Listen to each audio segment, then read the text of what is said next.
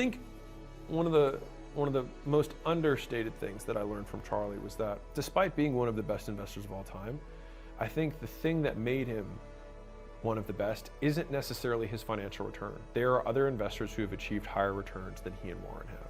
Now, obviously from absolute returns, because they've been doing it for so long, they have one of the biggest portfolios of all time. But Charlie's net worth was only a few $1 billion, and I say only as though it's not a lot of money. Of course it was, but he could have made a lot more if he so chose to. But he said over and over again that he never wanted to make money. He just desperately wanted to be independent. He said he just overshot.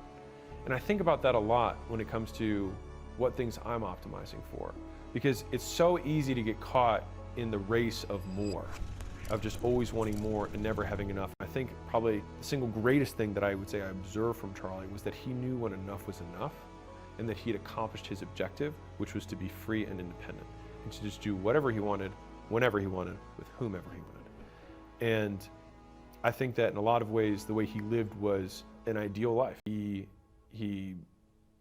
spent his time doing the thing that he was exceptional at with the person that he probably cared the most about in the world, which was Warren, his closest friend. They never argued once in their entire relationship, per my understanding. And so I think when I think about his life, I see that as such a wonderful model to go after, and I will be eternally grateful for the contribution that he had unknowingly to my life.